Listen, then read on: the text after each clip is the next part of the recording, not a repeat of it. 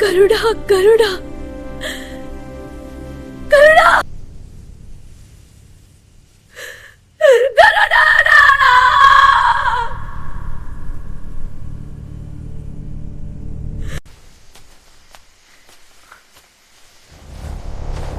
நீங்கள்? நான் அக்னிவர்மன், உங்கள் காவலன். குமரி கண்டம் பாகம் 11. வளவனுக்கு ஏதோ யாரோ ஒருத்தங்க மரண ஓலத்தில் கத்துற மாதிரியான சவுண்டு அவனுக்கு கேட்குது. ஏற்கனவே அவனுக்கு ஏதோ ஒரு அசம்பாவிதம் நடந்துட்டு இருக்க மாதிரி அவனுக்கு தோணிக்கிட்டே இருந்தது. அதுக்கப்புறமா அதை நல்லா உற்று நோக்கி பார்க்கும்போது அது கண்மணியோட சவுண்டு மாதிரி கேட்குது. உடனே வளவன் என்ன பண்ணுறான், அவன் இருக்கக்கூடிய அந்த இடத்துல இருந்து ஊந்து ஊந்து கருடன் எங்கே அடிபட்டு கிடக்கானோ அந்த இடத்த நோக்கி கஷ்டப்பட்டு விரைந்து செல்கிறான். அதுக்கப்புறமா அவன் அந்த இடத்துக்கு ரீச் ஆயிட்டான். அப்போது கண்மணி கருடனை பார்த்து அழுதுட்டுருக்கா. கண்மணி, ஏன் அழுவுற அப்படின்னு கேட்கும்போது, உங்களுக்கு தெரியலையா, பாருங்க, கருடன் உயிரற்ற நிலையில் இருக்கான், எனக்கு அவன் திரும்பி வேணும் அப்படின்னு சொல்லும்போது, முதல்ல இவனை உள்ளே கொண்டு போகணும் அப்படின்னு சொல்லிட்டு அவனால் எதுவும் பண்ண முடியாது. அதனால் காற்று கடவுள்கிட்ட அவன் உதவி கேட்குறான். அப்போது காற்று கடவுள் என்ன பண்ணுறாரு அப்படின்னா, கருடனை அப்படியே தூக்கி கொண்டு போய் அந்த பழைய கோவிலுக்குள்ளே வைக்கிறாங்க. இப்போது கண்மணி, அதுக்கப்புறமா வளவன், அதுக்கப்புறமா கருடன் 3 பேரும் அந்த பழைய பாலடைஞ்ச அந்த கோவிலுக்குள்ளே இருக்காங்க. கருடன் கொஞ்சமாக கண் திறந்துட்டான். ஆனாலும் அவனுடைய அந்த காயம் ரொம்பவும் ஆழமாக இருக்குது.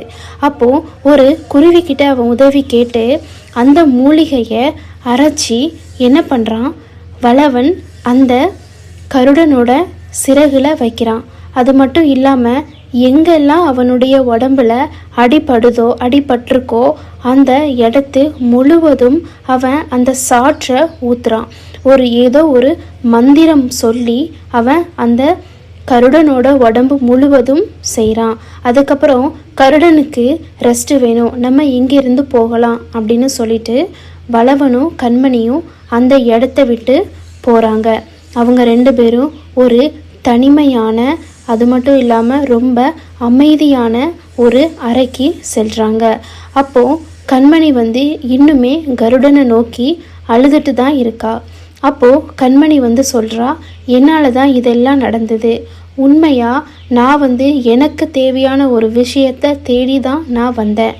ஆனால் வர வழியில் ஒரு யாழை என்னை தாக்க வரும்போது இந்த அசம்பாவிதம் நடந்து போச்சு, என்னால் தான் அனைத்தும் நடந்தது அப்படின்னு சொல்லிட்டு அவளையே ரொம்பவே அதிகமாக ப்ளேம் பண்ணிக்கிறா. அப்போது அதுக்கு வளவன் சொல்கிறான், நீ எதற்காக இங்கே வந்த, என்ன காரணம் அப்படிங்கிறது எனக்கு முதலே தெரியும்.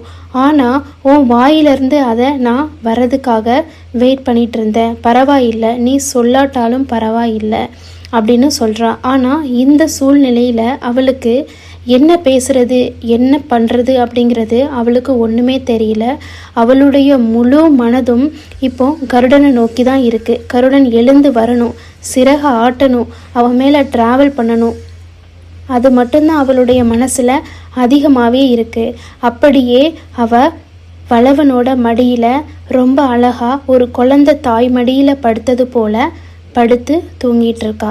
அதுக்கப்புறம் கொஞ்ச நேரம் கழித்து வளவன் மட்டும் தனியாக எழுந்து நடந்து வந்துட்டுருக்கான் அந்த பழைய டெம்பிளில் இருந்து. அப்போது அவனுக்கு ஏதோ தோணுது, யாரோ ஒருத்தங்க நம்மளை பார்க்குற மாதிரி இருக்குது, தூரத்தில் இருந்து நம்மளை பார்க்குற மாதிரி இருக்குது, நம்மளை யாரோ நோட்டம் விட்டுட்ருக்காங்க அப்படிங்கிறது வளவனுக்கு ஏதோ ஒரு சென்ஸ் ஆகுது.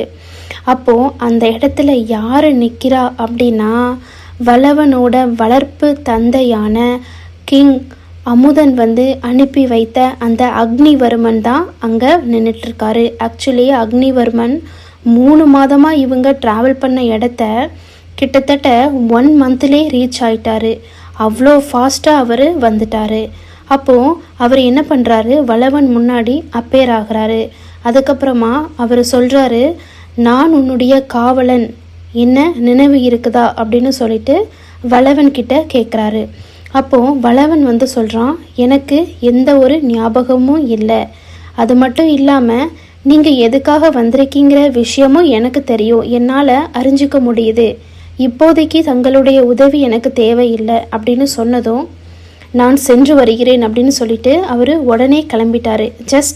அதாவது எதுக்காக அவர் இங்கே வந்து இருக்கார் அப்படின்னா, இந்த இடத்துல வளவனுக்கு குரல் கொடுத்தா உதவி பண்ணுறதுக்கு ஆள் ஓடி வர்றதுக்கு ஆள் இருக்காங்க அப்படிங்கிறதுக்கு தெரிஞ்சுக்கணும் அப்படிங்கிறதுக்காக ஒரு அப்பேர் ஆயிட்டு அக்னிவர்மன் வந்து உடனே அந்த இடத்த விட்டு போயிட்டாரு.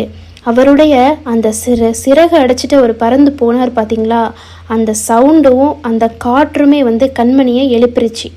உடனே கண்மணி எழுந்து வளவன் கிட்ட வரா. அப்போ வளவன் கிட்ட கேட்குறா, வளவன் என்னாச்சு, யாரோ வந்த மாதிரி தெரியுதே அப்படின்னு சொல்லிட்டு கேட்குறா. அதுக்கு அக்னிவர்மன் சொல்கிறான், அப்படியெல்லாம் யாரும் இங்கே வரல. நீ தேவையில்லாமல் எதையும் மனசை போட்டு குழப்பிக்காத. நீ மனசை கொஞ்சம் நிம்மதியாக வை. உனக்கு ஒன்று தெரியுமா, கருடன் இன்னும் கொஞ்ச நாளில் நல்லபடியாக வந்துடுவான். நீ எதை பற்றியும் கவலைப்படாத. அது மட்டும் இல்லாமல் நீ என்னை நம்பி என்னோடு வா, உன்னை ஒரு இடத்துக்கு நான் கூட்டிகிட்டு போகிறேன் அப்படின்னு சொல்லிட்டு வளவன் கண்மணி அதுக்கப்புறமா போன சீனில் ஒரு டாக் யாழி வந்து அவங்கள வந்து பயமுறுத்து பார்த்தீங்களா, அந்த யாழிக்கிட்ட தான் வளவன் வந்து கூப்பிடுவான், மனசுக்குள்ளேயே கூப்பிடுவான். அப்போது அது உடனே வந்துட்டு 3 பேரும் அது மேலே ட்ராவல் பண்ணி எங்கேயோ நடந்து போயிட்டுருக்காங்க.